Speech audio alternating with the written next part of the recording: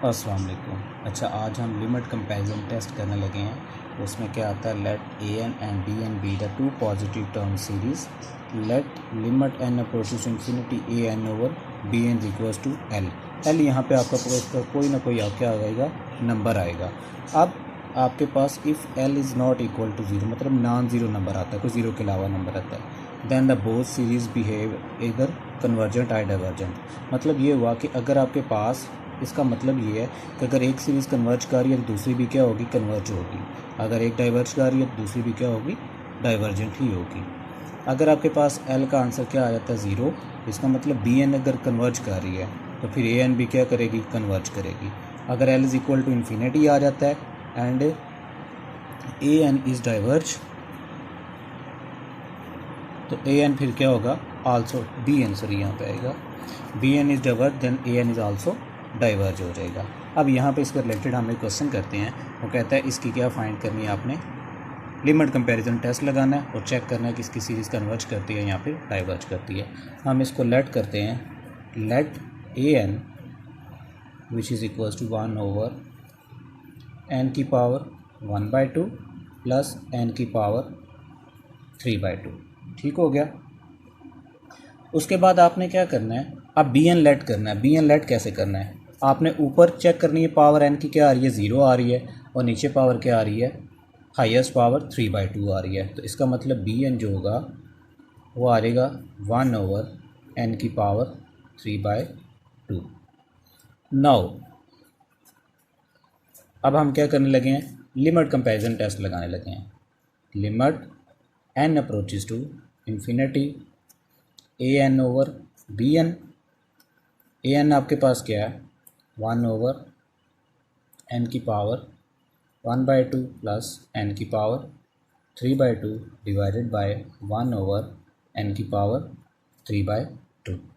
अच्छा, इसको हम क्या करेंगे, लिमिट भी आ रहेगी साथ, limit N approaches to infinity as it is आपके पास साथ आएगी। उसके बाद आपने क्या करना है, इनको सॉल्व करना है। इसको थोड़ा सा सिंप्लीफाई अगर करते हैं तो ये बनता है limit N approaches to infinity, ये ऊपर चला जाएगा, एन की पावर 3/2 ऊपर आ गया, और नीचे हमारे पास ये नीचे आकर मल्टीप्लाई होगी एन की पावर 1/2 प्लस एन की पावर 3/2। तो नीचे कॉमन एन की पावर 3/2 कॉमन ले लें, limit N approaches to infinity N की पावर 3/2 डिवाइडेड बाय एन की पावर 3/2 कॉमन, बाकी आपके पास क्या रह जाएगा, एन 1 ओवर एन प्लस 1, ये रह जाएगा। ये आपस में कैंसिल, बाकी के ऊपर आप लिमिट अप्लाई करेंगे, 1 over infinity plus 1, 1 over 0 plus 1 which is equal to 1। तो ये आपके पास एक नॉन ज़ीरो नंबर है। अगर नॉन ज़ीरो नंबर आ जाए तो हम क्या लिख सकते हैं, bye limit comparison test A N, फिर क्या हो गया, 1 टू इन्फिनिटी है ए एन एंड बी एन,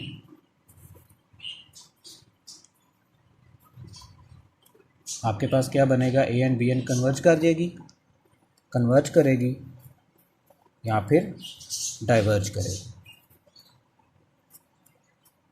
अब हमने चेक, सिंस हमें नज़र आ रहा है कि जो बी एन है, सिंस बी एन सीरीज़ जो है, बी एन जो है वो क्या है, कन्वर्जेंट है, तो ए एन भी क्या करेगी, कन्वर्ज कर देगी। So 1 infinity A N is convergent. अब बी एन कन्वर्ज कैसे है, वो आप टी सीरीज़ टेस्ट लगाएंगे इसके ऊपर, तो आपके पास पता चल जाएगा कि आपके पास बी एन क्या कर रहा है, कन्वर्ज कर रहा है। तो इसका मतलब ये हुआ कि ए एन भी क्या करेगा, कन्वर्ज ही करेगा। अब नेक्स्ट हम जो क्वेश्चन देख रहे हैं वो देख लेते हैं। अच्छा जी, क्वेश्चन है, इसमें हम लेट करेंगे, let A N 2 over square root of N plus 1, और बी एन इसमें लेट कर लेते हैं जैसे हमने पीछे लेट किया था। ऊपर एन की पावर क्या आ रही है, 0 आ रही है, नीचे एन की पावर 1/2 आ रही है, तो फिर बी एन हमारे पास क्या आ रहेगा, 1 over n square root of. तो by limit comparison test limit इसकी फाइंड करते हैं, limit n approaches to infinity A N over B n, limit n approaches to infinity A N आपके पास क्या आ रहा है 2 over square root of n plus 1 divide by 1 over square root of n। इसको अगर हम सिंप्लीफाई करें तो आपके पास क्या आता है answer, limit n approaches to infinity to the constant multiply है वो तो बाहर आ जाएगा, बाकी आपके पास क्या रह रहेगा 1 over 1 plus 1 over square root of n which is equal to, limit apply करें इसके ऊपर तो हमारे पास आंसर आ जाता है 1 ओवर 1 प्लस 0, यानी कि आंसर क्या आ गया 2 आ गया, जो कि नॉन ज़ीरो नंबर आ रहा है। तो by limit comparison test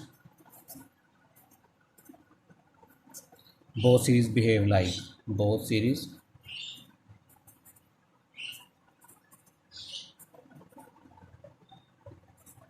alike, मतलब एक जैसा बिहेव करेंगी, मतलब एक अगर कन्वर्ज कर रही है तो दूसरी भी क्या करेगी कन्वर्ज, अगर एक डाइवर्ज कर रही है तो दूसरी भी डाइवर्ज करेगी। तो इसका मतलब हमारे पास जो बी एन आ रहा है, बी एन वो डाइवर्जेंट है, वो क्या कर रही है डाइवर्ज कर रही है। तो इसका मतलब ये हुआ कि ए एन भी क्या करेगी, फिर वो भी क्या करेगी डाइवर्जेंट ही होगी। ठीक है, अब नेक्स्ट हमारे पास टेस्ट, अच्छा नेक्स्ट हमारे पास टेस्ट आ रहा है काशी इंटेग्रल टेस्ट। वो क्या कहता है, स्टेटमेंट है अगर a and b a positive term series if f is a continuous and non increasing function on a this interval such that f of x equal to a n for all n is greater than equal to 1, मतलब 1 से जितने भी number हैं उनके लिए भी क्या होगा वो एप्लीकेबल होगा। तो इसमें ए एन अगर कन्वर्ज कर रही है, इफ़ ए एन कन्वर्ज उस वक्त करेगी जब ये वाला फंक्शन क्या करेगा कन्वर्ज करेगा। अगर ये आपके पास फंक्शन डाइवर्ज करता है तो फिर आपके पास सीरीज़ भी क्या करेगी डाइवर्ज कर देगी। इसके रिलेटेड क्वेश्चन हम करते हैं, हम लेट कर लेते हैं, लेट ए एन हमारे पास क्या आ रहा है एन स्क्वायर ई की पावर माइनस एन का क्यूब, आल्सो फिर फंक्शन हमारे पास क्या होगा f of n A n, f of n A n आ जाएगा। देन फिर आपके पास f is a continuous, f क्या है f is continuous on close interval 1 to infinity. Now f prime derivative ले लें उसका, एफ ऑफ एन वो आता है 2n ई की power minus n cube plus n square e की पावर माइनस एन क्यूब और पावर का डेरिवेटिव माइनस 3n का स्क्वायर आ गया। तो ये बन जाता है आपके पास 2n ई की पावर माइनस एन का क्यूब माइनस 3n की पावर 4 ई की पावर माइनस एन का क्यूब। तो ये आपके पास आ जाता है n कॉमन ले लें ई की power minus n cube common, बाकी आ गया 2 माइनस 3n का क्यूब। तो ये लेस दैन ज़ीरो उसका आंसर आएगा। तो ये आपके पास नॉन इंक्रीजिंग फंक्शन आ गया एफ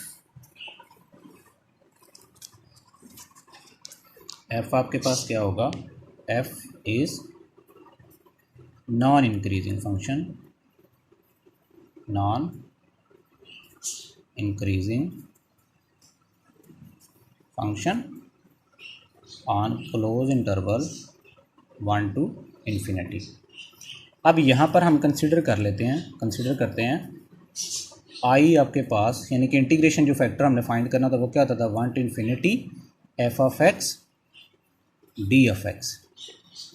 तो इसमें हमारे पास जो फंक्शन आ रहा है वो क्या आ रहा है, अगर इस इन्फिनिटी को हम लिमिट की फॉर्म में लिखा जाए तो वो ऐसे लिखते हैं t approaches to infinity 1 to t f of x. F of x आपके पास क्या आ रहा है एक्स का स्क्वायर ई की पावर माइनस एक्स का cube d of x.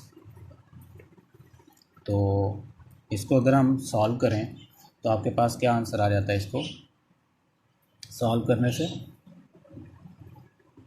-1/3 constant को बाहर ले आए, limit t approaches to infinity 1 to t -3x का स्क्वायर ई की पावर माइनस एक्स का क्यूब डी ऑफ एक्स, मतलब फंक्शन साथ उसका डेरिवेटिव बनाना था तो हमने इसे मल्टीप्लाई भी कर लिया -3 से और डिवाइड भी कर दिया। तो अब आप क्या कर सकते हैं, फार्मूला लगा सकते हैं उसका। तो आपके पास ई के फार्मूला क्या बनता है, e की पावर माइनस एक्स का क्यूब, लिमिट क्या है 1 से t, upper limit minus lower limit करेंगे -1/3 limit t approaches to infinity, e की पावर माइनस टी का क्यूब माइनस e की पावर -1। अच्छा, इसके ऊपर जब आप लिमिट अप्लाई करेंगे तो इसका कोई ना कोई फाइनाइट आंसर आएगा, इसका क्या आएगा, फाइनाइट आंसर आ जाएगा।